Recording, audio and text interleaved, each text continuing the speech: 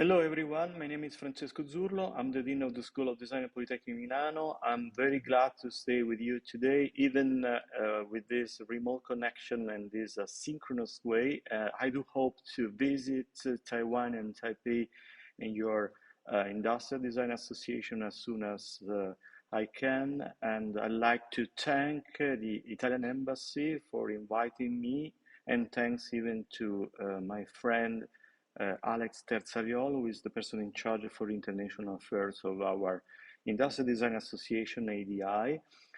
I prepared this short presentation with you about my idea of design, design that illuminates, that provides its capabilities to improve the quality of life of people. So enjoy, and switching to show my presentation. I would like to start my presentation with this image. It is the challenging project of Superstudio, a group of young Florentine designers. You see the dome of the Cathedral of Florence and Giotto's bell tower submerged by the flooding of the Arno, the city's river. This is in 1972, 6 years after devastating real flood.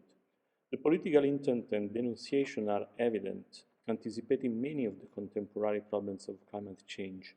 This is a reflective perspective.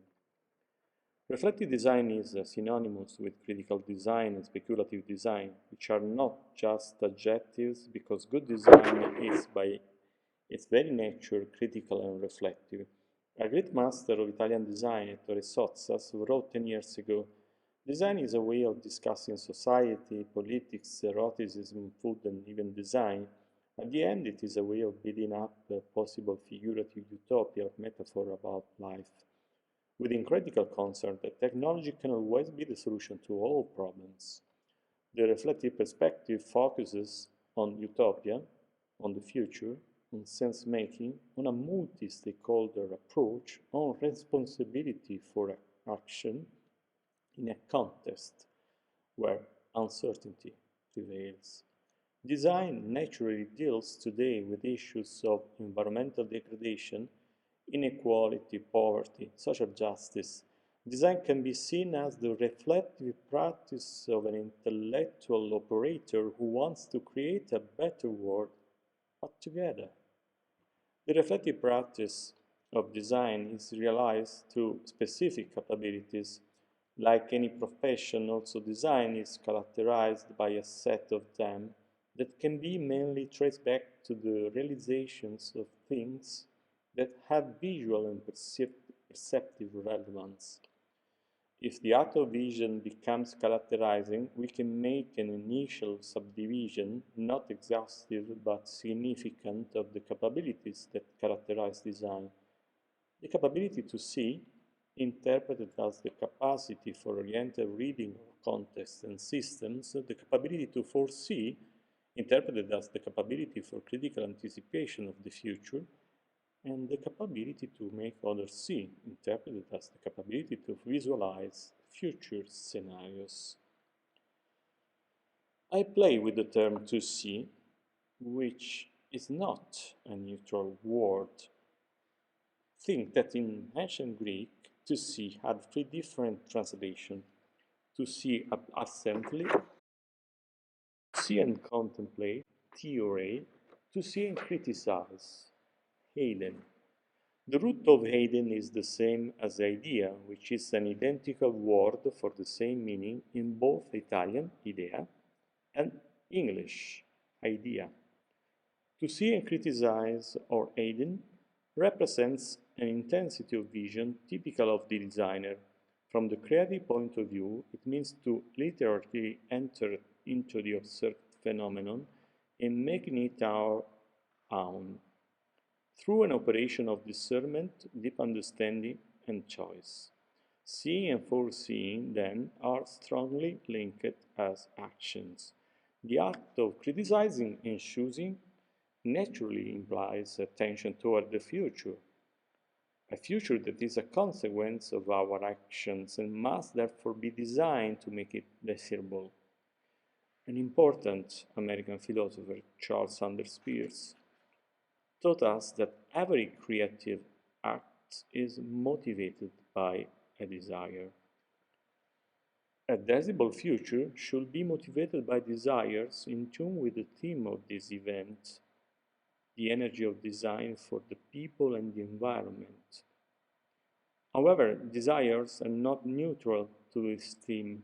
It is precisely desires infinite and ever-growing that have generated the environmental and social crisis we are currently experiencing.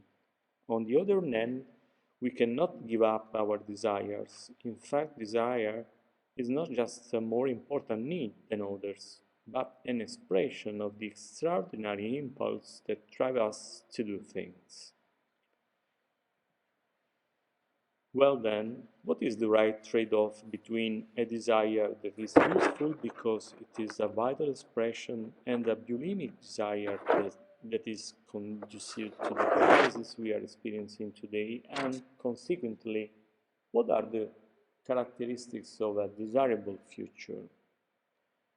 My proposal is to look at the interpretation of desire that have appeared in human history, especially in spiritual thought, to desire something more significant than egocentric desire, which is no longer sustainable and which can coincide with an idea of goodness and justice. If the desire is a vital impulse, it is important not to cancel it but to orient it. How? By placing at the center a single desire, just a single desire, but capable of encompassing all other desires, which is inspired by a single powerful guiding principle, that of care. Care, primarily for others, for the environment, and for animate and inanimate things. This perspective of reflective design places desire beyond an individualistic and selfish interpretation. This principle of care allows aspects of diversity and equity and inclusion to be taken into account, but also to consider the temporal dimension, considering, for instance, intergenerational trade-offs where future generations cannot make their voices heard today. The desire for care is a trigger for relationship, indeed for multi-stakeholder synergy to achieve joint values of objectives. The desirable future that reflective design therefore opts to achieve is one that puts care in all its possible expression at the center. I would like to make these insights practical, and I'm going to do so by trying to argue the implication for design and for disciplines with which design interfaces.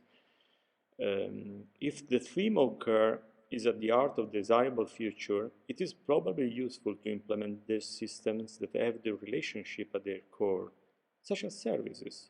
Services have long been an object of design. The service encounter between the giver and the receiver of a service is the designing time and space of our relationship, and a good service is measured by the quality of care it offers its users. In Europe, for example, there is a long-standing reflection promoted by Mayor Hidalgo of Paris and her advisor, urban planner Carlos Moreno, on the need to build relationships and services within a 15-minute reach.